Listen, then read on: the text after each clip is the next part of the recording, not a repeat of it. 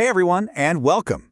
Today, we're going to unlock one of the most powerful tools in your English toolkit, adjectives. You know, if you really want to make your English more colorful, more descriptive, and just sound more impressive, this is absolutely the place to start. And this explainer is designed especially for Nepali learners, so we'll be using examples in both English and Nepali to make sure you master them. Okay, let me just show you what I mean. Imagine someone says, I have a car. Fine, you get the basic idea, right? But now what if they say, I have a new red car? Whoa, instantly a much clearer, more vivid picture just pops into your head. That, my friends, is the magic of adjectives. They take kind of boring sentences and make them interesting by splashing in some color and detail. So what exactly is an adjective anyway? It's actually super simple. An adjective is just a word that describes a noun or a pronoun. In Nepali, we call it visheshana, a word that adds detail.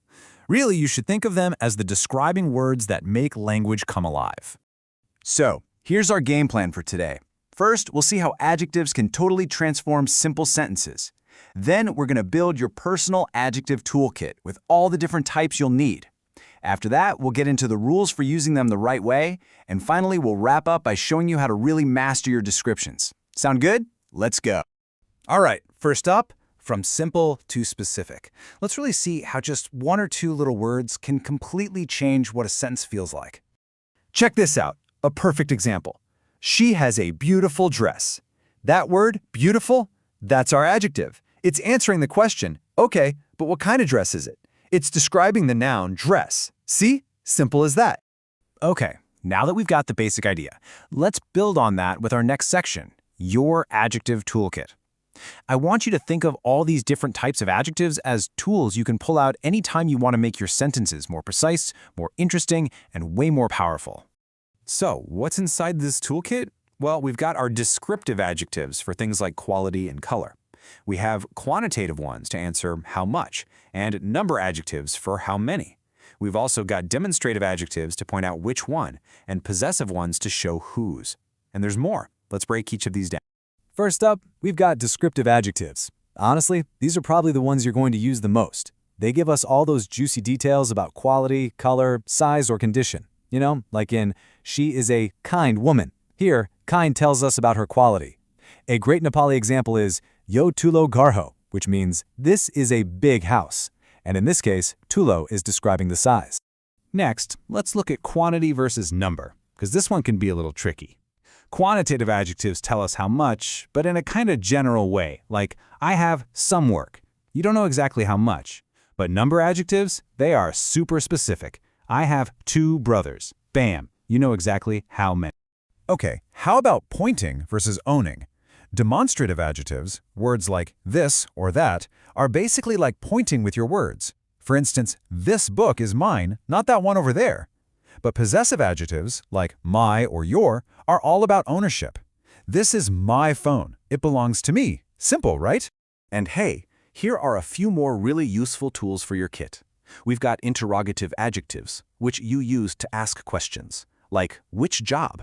Then there are distributive adjectives that refer to every single member of a group, like each student. And we have proper adjectives, which come from proper nouns, like Nepali food. And here's a key rule to remember.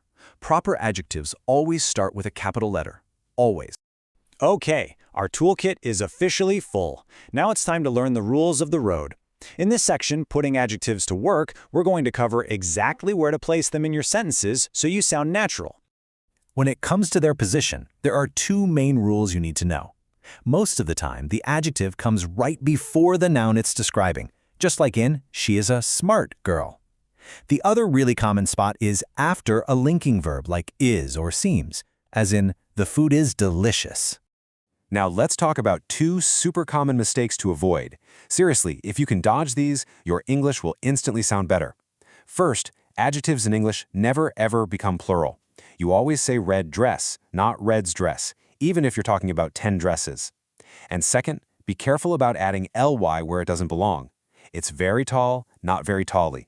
Avoiding these 2 little traps makes a huge difference.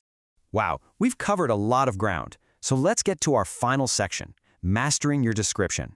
It's time to bring it all together and really focus on the most important thing to remember. So, look, if you remember just one thing from all of this, let it be this.